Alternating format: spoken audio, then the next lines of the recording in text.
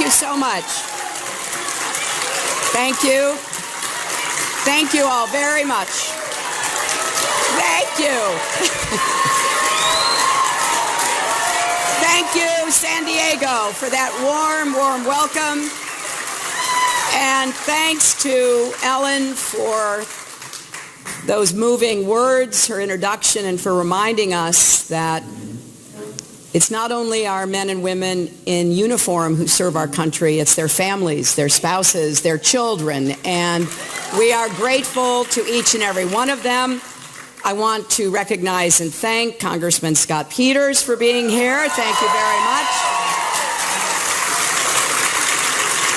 And all of the other electeds and service members, active duty and retired, National Guard and reservists, veterans, military, spouses, family members, all who are with us today. On Monday, we observed Memorial Day, a day that means a great deal to San Diego, home of so many active duty and former military and their families. We honor the sacrifice of those who died for our country in many ways, by living our values, by making this a stronger and fairer nation, and by carrying out a smart and principled foreign policy. That's what I want to speak about today, the challenges we face in protecting our country and the choice at stake in this election. It's a choice between a fearful America that's less secure and less engaged with the world, and a strong, confident America that leads to keep our country safe and our economy growing.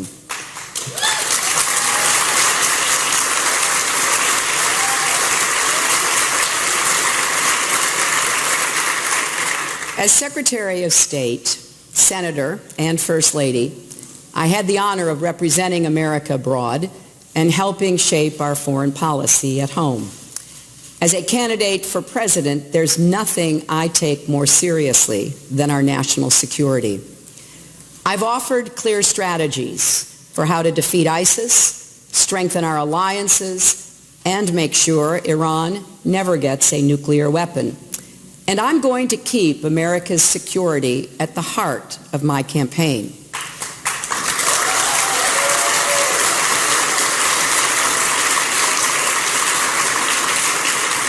Because as you know so well, Americans aren't just electing a president in November.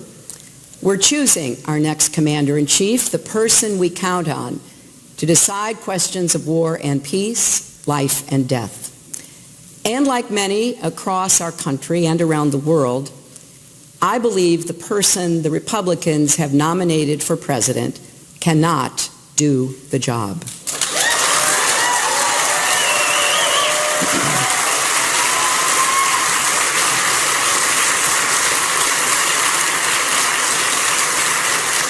Donald Trump's ideas aren't just different, they are dangerously incoherent.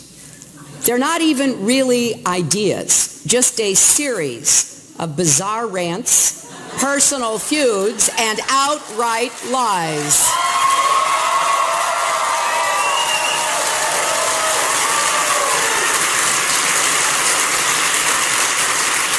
He is not just unprepared.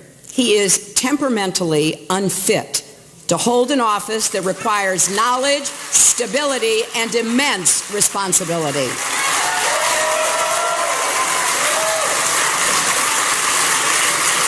This is not someone who should ever have the nuclear codes, because it's not hard to imagine Donald Trump leading us into a war just because somebody got under his very thin skin.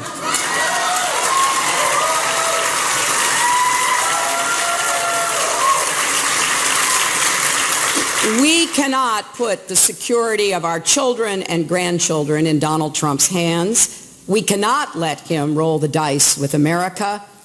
This is a man who said that more countries should have nuclear weapons, including Saudi Arabia.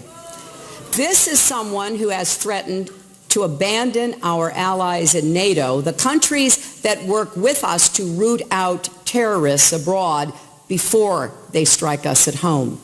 He believes we can treat the U.S. economy like one of his casinos and default on our debts to the rest of the world, which would cause an economic catastrophe far worse than anything we experienced in 2008.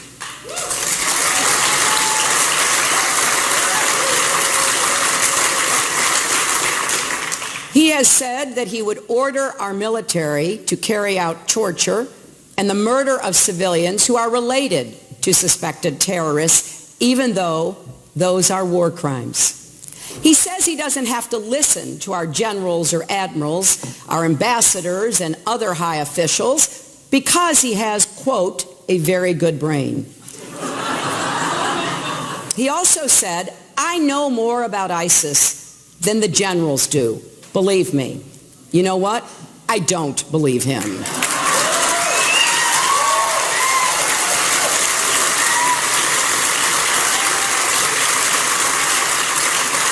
He says climate change is a hoax invented by the Chinese. And he has the gall to say that prisoners of war like John McCain aren't heroes. Exactly. He praises dictators like Vladimir Putin and picks fights with our friends, including the British Prime Minister, the Mayor of London, the German Chancellor, the President of Mexico, and the Pope.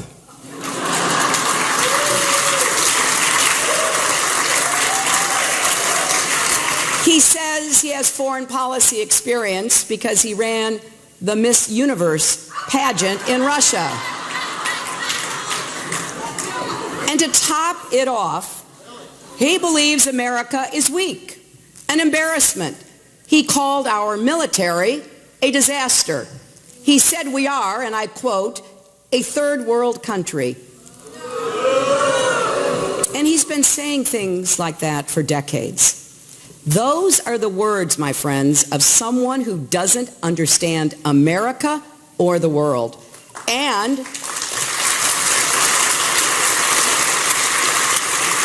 they're the words of someone who would lead us in the wrong direction.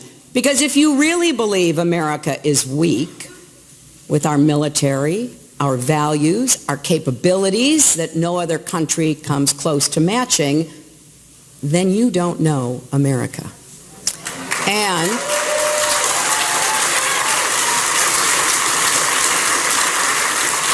And you certainly don't deserve to lead it.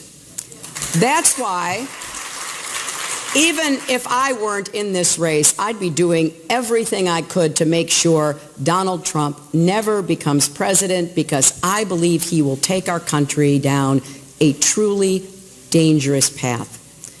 Unlike him, I have some experience with the tough calls and the hard work of statecraft.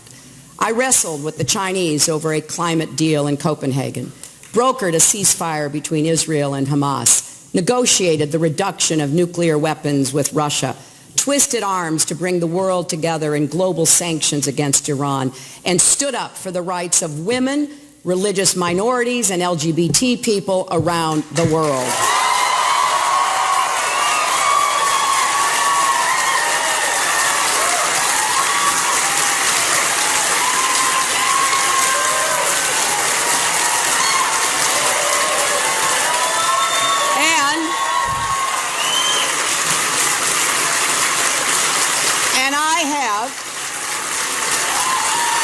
I have sat in the Situation Room and advised the president on some of the toughest choices he faced. So I'm not new to this work, and I'm proud to run on my record, because I think the choice before the American people in this election is clear.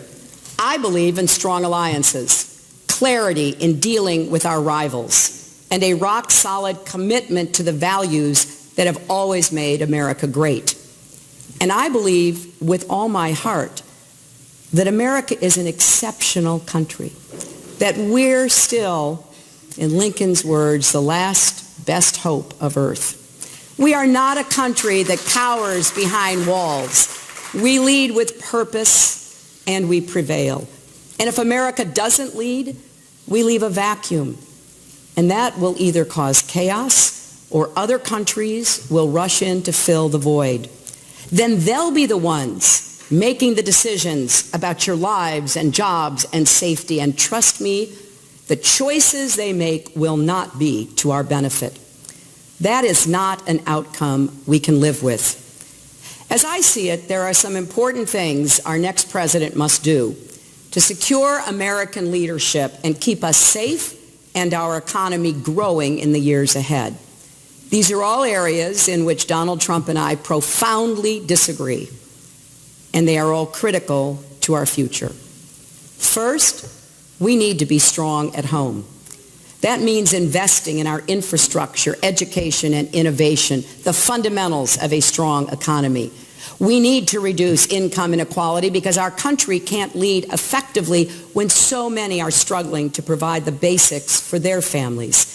And we need to break down the barriers that hold Americans back, including barriers of bigotry and discrimination.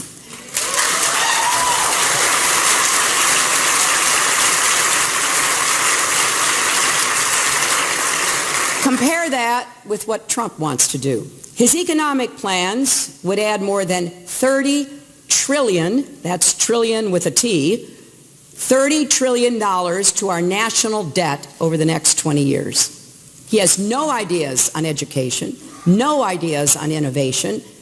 He has a lot of ideas about who to blame, but no clue about what to do. None of what Donald Trump is offering will make America stronger at home, and that would make us weaker in the world. Second, we need to stick with our allies. America's network of allies is part of what makes us exceptional, and our allies deliver for us every day.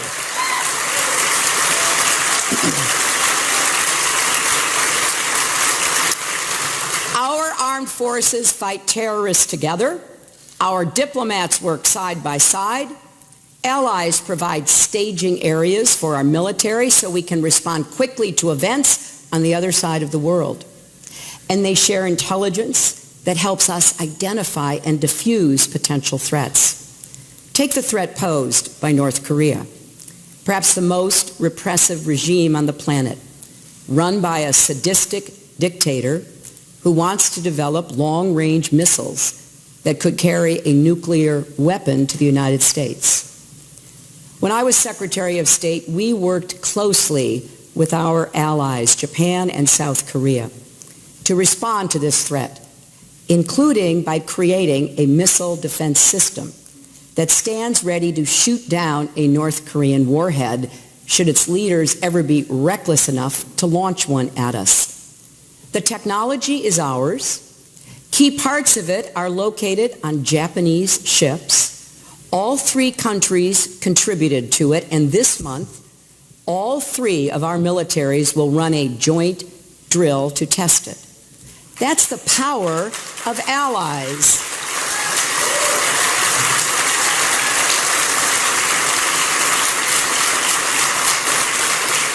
And it's also the legacy of American troops who fought and died to secure those bonds because they knew we were safer with friends and partners. Now, Moscow and Beijing are deeply envious of our alliances around the world because they have nothing to match them. They'd love for us to elect a president who would jeopardize that source of strength.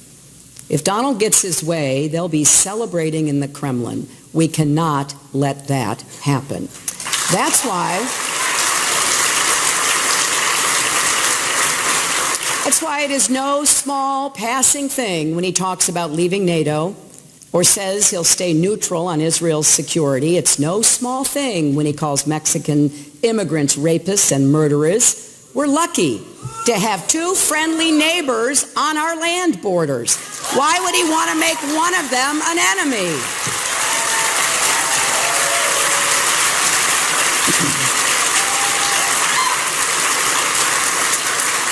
And it's no small thing when he suggests that America should withdraw our military support for Japan, encourage them to get nuclear weapons.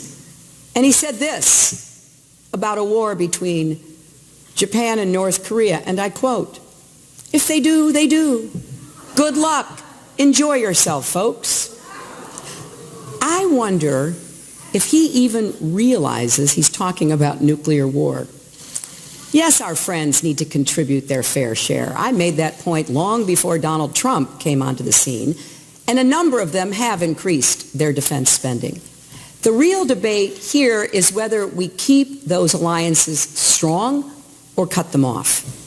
What he says would weaken our country. Third, we need to embrace all the tools of American power, especially diplomacy and development, to be on the front lines solving problems before they threaten us at home. Diplomacy is often the only way to avoid a conflict that could end up exacting a much greater cost. It takes patience, persistence, and an eye on the long game, but it's worth it. Take the nuclear agreement with Iran. When President Obama took office, Iran was racing toward a nuclear bomb. Some called for military action, but that could have ignited a broader war that could have mired our troops in another Middle Eastern conflict. President Obama chose a different path, and I got to work leading the effort to impose crippling sanctions. We brought Iran to the table, we began talks, and eventually we reached an agreement that should block every path for Iran to get a nuclear weapon.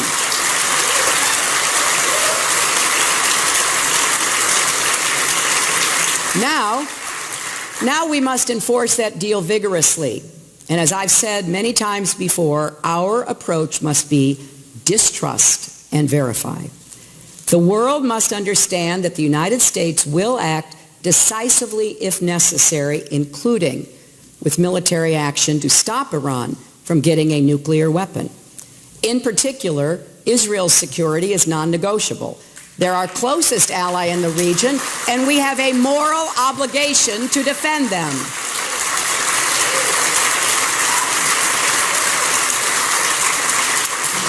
But there is no question that the world and the United States, we are safer now than we were before this agreement. And we accomplished it without firing a single shot, dropping a single bomb, or putting a single American soldier in harm's way. Now,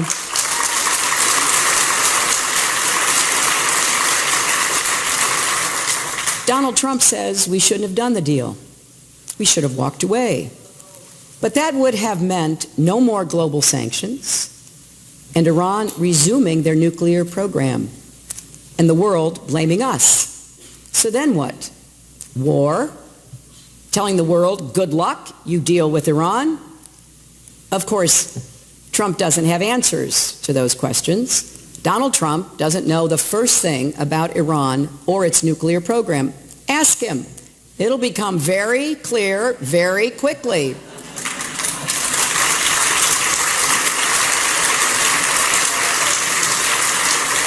You know, there's no risk of people losing their lives if you blow up a golf course deal. But it doesn't work like that in world affairs. Just like being interviewed on the same episode of 60 Minutes as Putin was, is not the same thing as actually dealing with Putin. So the stakes in global statecraft are infinitely higher and more complex than in the world of luxury hotels. We all know the tools Donald Trump brings to the table: bragging, mocking, composing nasty tweets. I'm willing to bet he's writing a few right now.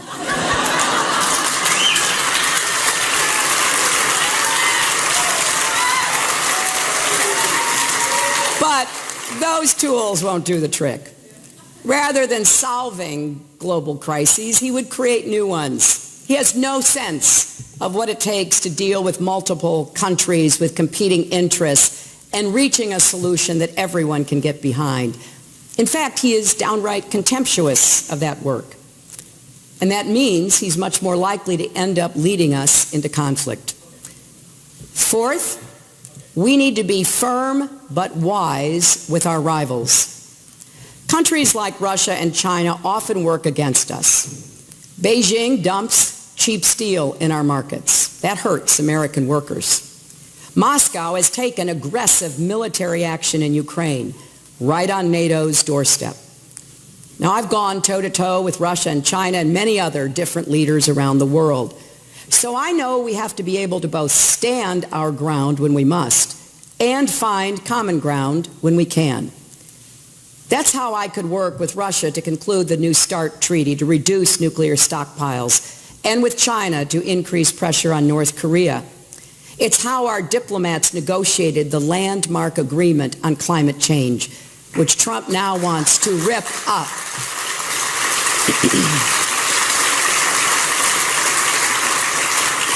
The key was never forgetting who we were dealing with. Not friends or allies, but countries that share some common interests with us amid many disagreements.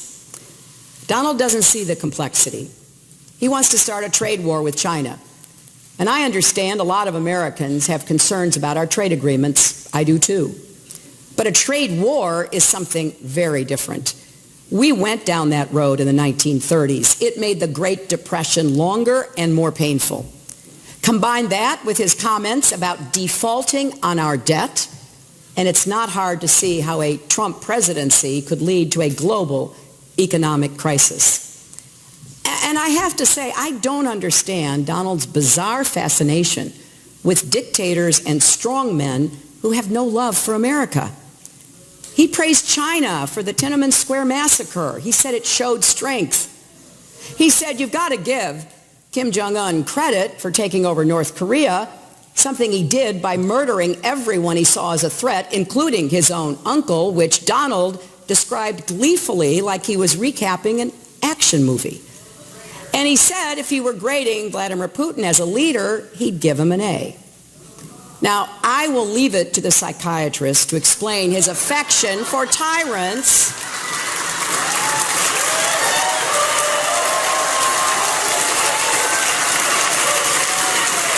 I just wonder how anyone could be so wrong about who America's real friends are.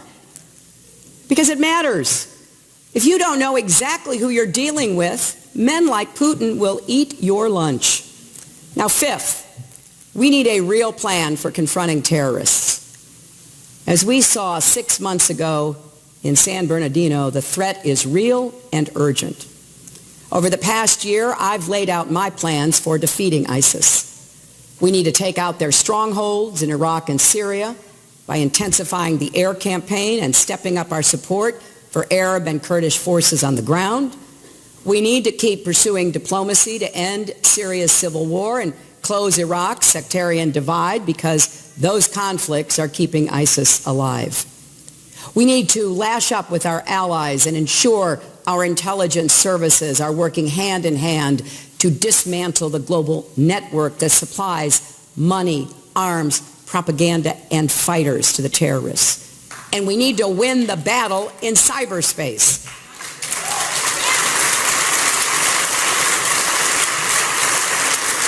And of course, we need to strengthen our defenses here at home.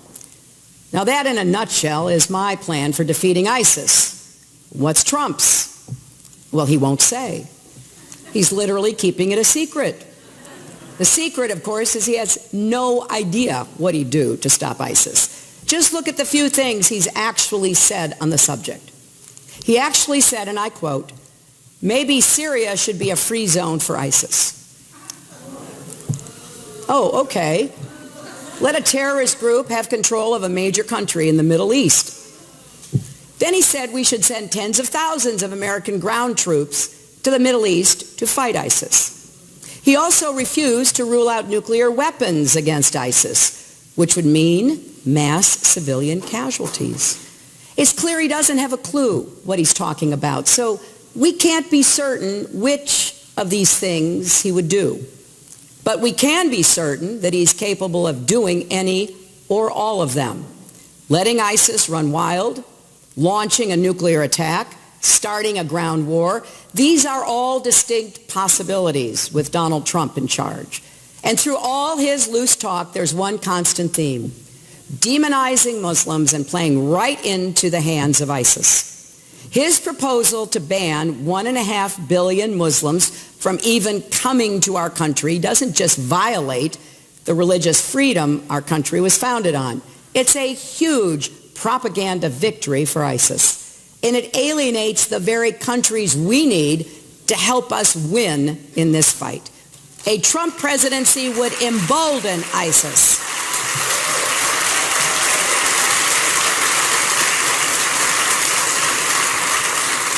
We cannot take that risk. This isn't reality television. This is actual reality.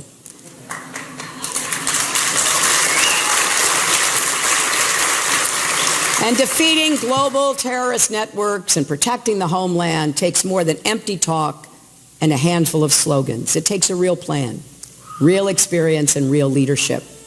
Donald Trump lacks all three. And one more thing.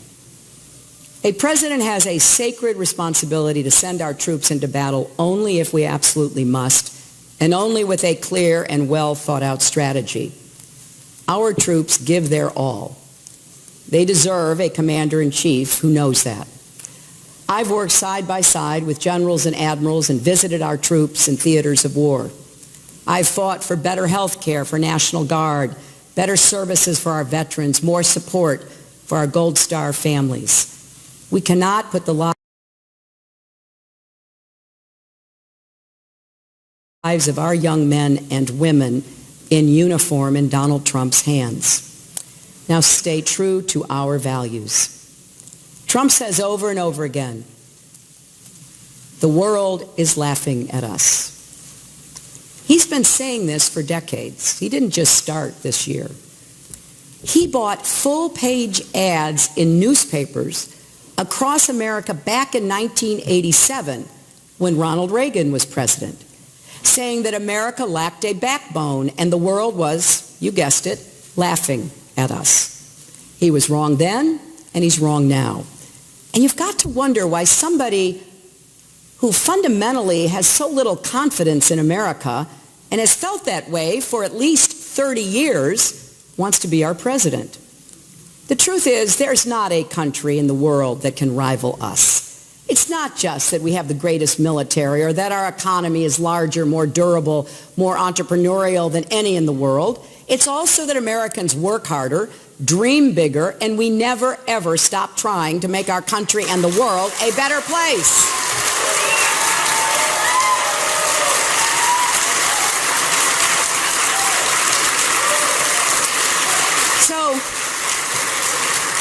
So it really matters that Donald Trump says things that go against our deepest held values. It matters when he says he'll order our military to murder the families of suspected terrorists.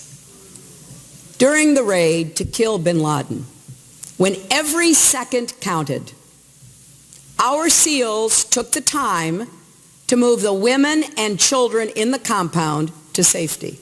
Donald Trump may not get it, but that's what honor looks like.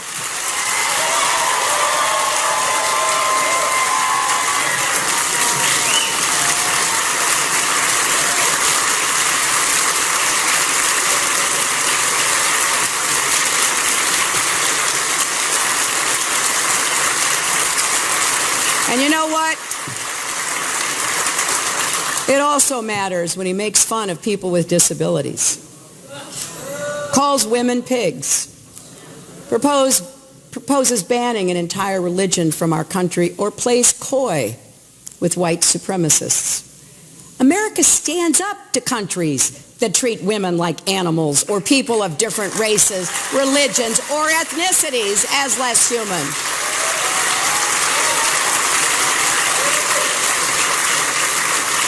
What happens to the moral example we set for the world and for our own children if our president engages in bigotry? And by the way, Mr. Trump, every time you insult American Muslims,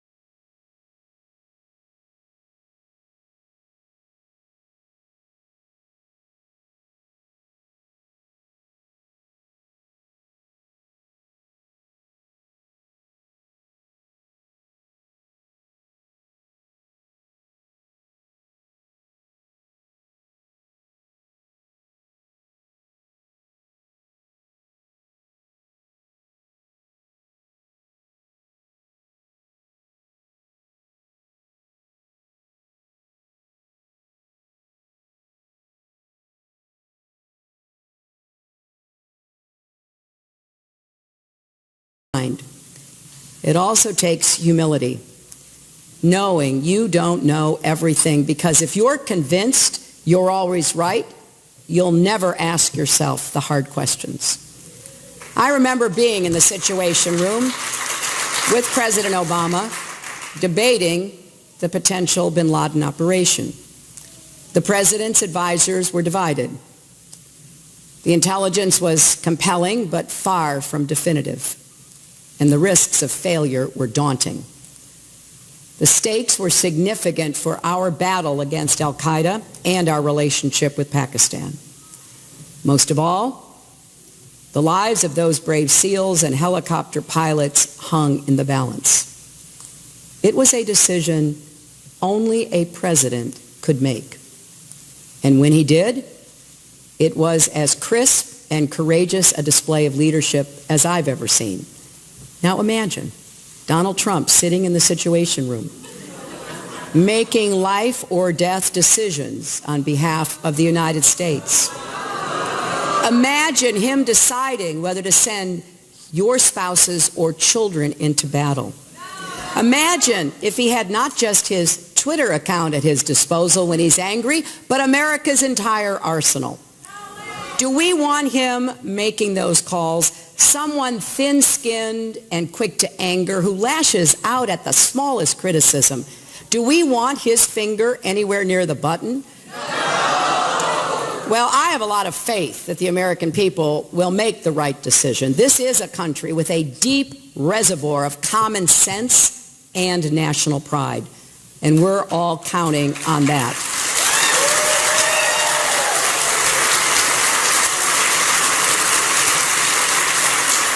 Because making Donald Trump our commander-in-chief would be a historic mistake, and it would undo so much of the work that Republicans and Democrats alike have done over many decades to make America stronger and more secure.